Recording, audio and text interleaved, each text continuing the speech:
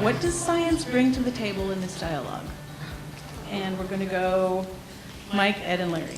So you all heard the question. What does science bring to the dialogue? What does science bring to recovery? Is that what? Yes, to the dialogue about recovery. Well, your law says above all else, recovery has to be set against the best available scientific and commercial data available. When you think about that, it insists that recovery is based on the biological needs of the species in question.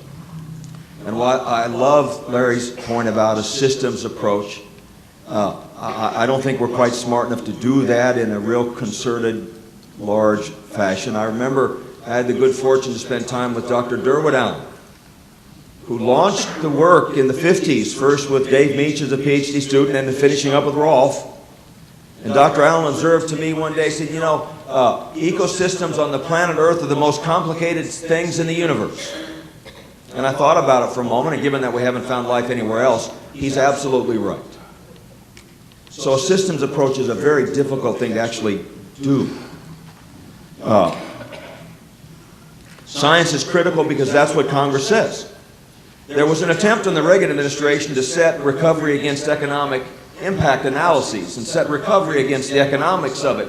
If you let recovery get set against the economics, most of these species will lose. They cannot compete against the almighty buck. They have no market value. So science is Congress's way. It's our way of saying, above all else, sometimes the almighty buck sits in the back seat.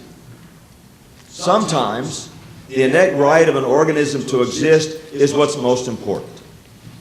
And we describe what it takes for that organism to exist using the best available science. That's full of, please be mindful, the best science is still full of normative decisions and normative aspects.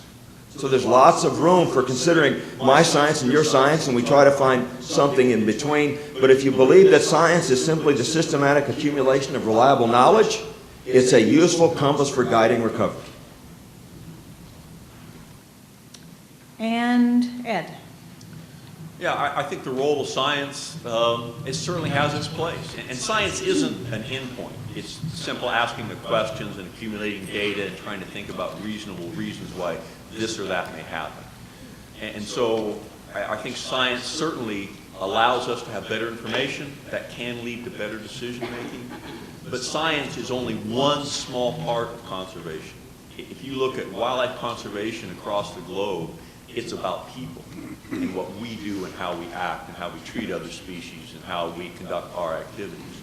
That's politics, that's stakeholder building, that's personal relationships. There's a lot of other stuff involved with wolf recovery. So certainly science can give us questions like, you know, what's the average weight of a wolf in the Northern Rocky Mountains, 100-pound per males. It can answer questions. How many livestock can wolves be expected to kill? What it can't answer is how many livestock that are killed by wolves will be tolerable by local communities. And so I think the science has certainly contributed to the discussion of what is wolf recovery, but science, wearing your white coat, does not answer a lot of the social questions that are needed for conservation.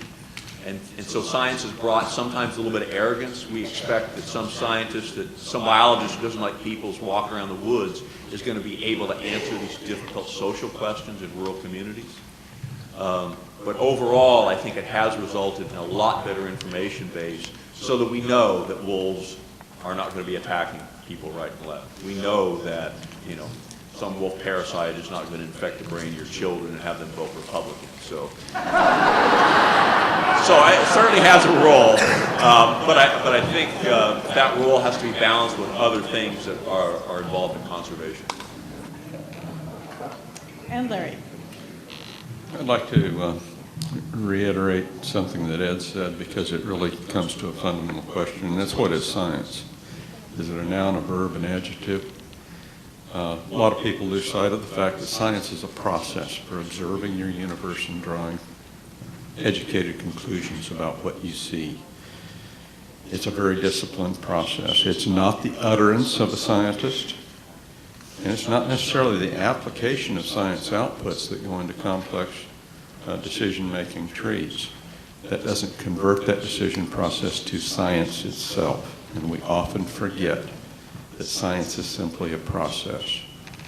I think science does give us a rigorous process that enables us to understand the sideboards of the effectiveness of our biological management and conservation applications and techniques. It does have a linkage to the legal construct of the Endangered Species Act. It can also be used as a weapon to fight both legally and socially on any side of an aspect that you wish to fight on. And in that regard, it can be bastardized to an unbelievable degree. I believe that many of the vitriolic debates have damaged the credibility of science far beyond anything that I had seen before in my career. So I think there's a danger to the science system itself in the way we use it. There's certainly a danger in the outputs and decisions that we make when we use that approach to using science. And I think even as importantly, or perhaps more importantly, we do a great disservice when we try to answer social issues with biological science because the law says this or that. That's when we create enemies that become enemies of conservation on a broad front.